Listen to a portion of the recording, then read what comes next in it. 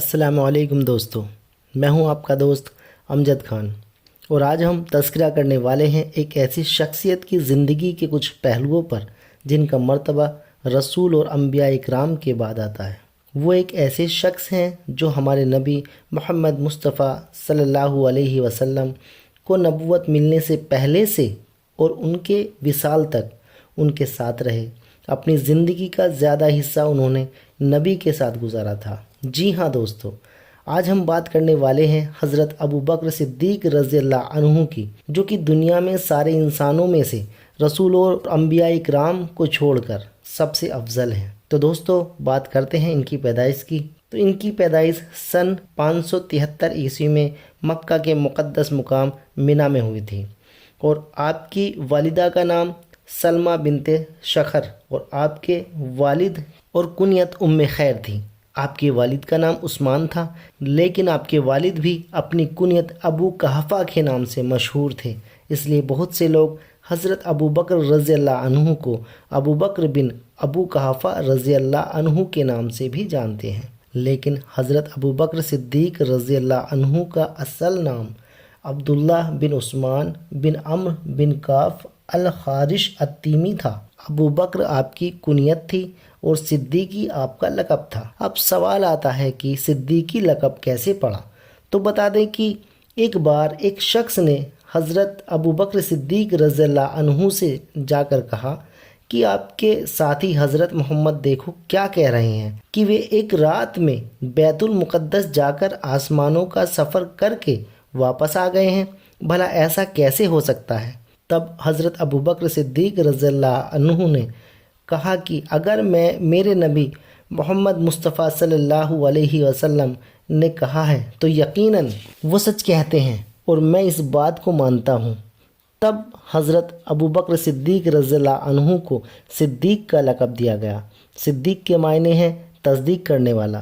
آئیے اب ایک نظر ان کی بیوی اور بچوں پر ڈالتے ہیں۔ کچھ علماء کرام بتاتے ہیں کہ حضرت ابوبکر صدیق رضی اللہ عنہ کو 4 بیویاں تھیں، 2 بیویاں ایمان میں داخل ہونے سے پہلے اور 2 ایمان میں داخل ہونے کے بعد، اور ان کو 6 اولادیں تھیں، 3 بیٹے اور 3 بیٹیاں۔ آئیے اسے تفصیل سے جانتے ہیں۔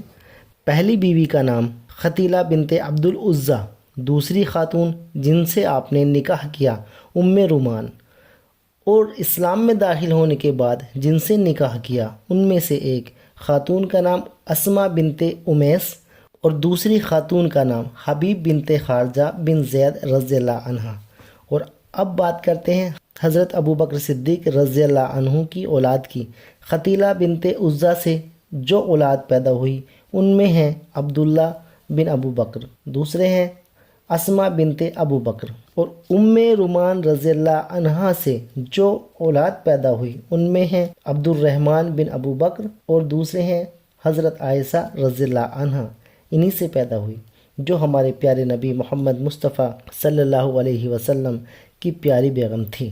اور اسماء بنت امیس سے محمد بن ابو بکر رضی اللہ عنہ، اور حبیب بنت خارجہ سے ام کلثوم جو ہمارے نبی کی وفات کے بعد پیدا ہوئی، اس لیے یہ صحابی نہیں تھی، یہ تابعین تھی۔ حضرت ابوبکر صدیق رضی اللہ عنہ ہمارے نبی کے سسر تھے۔ ہمارے نبی کا وصال 632 عیسوی میں ہو گیا تھا۔ نبی کے وصال کے بعد صحابہ غم میں ڈوب گئے، انہیں لگا کہ جیسے سب کچھ ختم ہو گیا ہو۔ تب حضرت ابوبکر صدیق رضی اللہ عنہ نے خطبہ دیا اور صحابہ اکرام کو سمجھایا۔ ان کے وصال کے بعد حضرت ابوبکر خلفائے راشدین کے پہلے خلیفہ بنے، جنہوں نے اپنے کچھ ساتھیوں کے ساتھ وہاں کے فتنوں کو ختم کیا اور دوبارہ امن قائم کیا۔ اگر بات کی جائے حضرت ابوبکر صدیق رضی اللہ عنہ کے اخلاق کی، تو نبی کے بعد آپ کے اخلاق سب سے بلند تھے۔ آپ نے دور جہالت میں بھی کبھی شراب نہیں پی، کبھی زنا نہیں کی، اور اسلام میں داخل ہونے سے پہلے بھی کبھی بتوں کی پوجا نہیں کی۔ آپ کا شجرہ نسب 6ٹھی پشت میں جا کر ہمارے پیارے رسول محمد مصطفیٰ صلی اللہ علیہ وسلم سے مل جاتا ہے۔ اگر آپ نے ہمارے پیارے نبی محمد مصطفیٰ صلی اللہ علیہ وسلم کی زندگی کے بارے میں پڑھا ہوگا تو یقیناً حضرت ابوبکر صدیق رضی اللہ عنہ کا ذکر بھی ضرور آیا ہوگا، کیونکہ یہ ایسے صحابی تھے جو ہر جگہ نبی کے ساتھ نظر آتے تھے۔ ایک بار کی بات ہے، ایک جنگ کے موقع پر کافی ساز و سامان کی ضرورت تھی، تو تمام صحابہ سے جو ہو سکا انہوں نے سامان لا کر مسجد نبوی میں اکٹھا کیا۔ یہاں تک کہ حضرت عمر رضی اللہ عنہ کے پاس جتنا مال و سامان تھا انہوں نے اس کا آدھا لا کر نبی کے سپرد کر دیا، اور ابو بکر صدیق رضی اللہ عنہ نے اپنے گھر کا پورا ساز و سامان اٹھا لائے اور نبی کے قدموں میں ڈال دیا۔ تو نبی صلی اللہ علیہ وسلم نے پوچھا کہ ابو بکر گھر پر کیا چھوڑ کر آئے ہو؟ تو حضرت ابو بکر صدیق رضی اللہ عنہ نے جواب دیا کہ کیول اللہ اور رسول کو چھوڑ کر آیا ہوں۔ حضرت ابو بکر صدیق رضی اللہ عنہ کی حکومت 2 سال 2 مہینے اور 14 دن رہی۔ اس کے بعد ان کا 634 عیسوی میں انتقال ہو گیا، اور ان کے بعد اگلے خلیفہ حضرت عمر رضی اللہ عنہ بنے۔ آج کا تذکرہ بس اتنا ہی۔ ایسے ہی مزید معلومات کے لیے آپ ہمارے چینل کو سبسکرائب کریں، لائک کریں اور ویڈیو کو اپنے دوستوں کے ساتھ شیئر کریں۔ شکریہ، خدا حافظ۔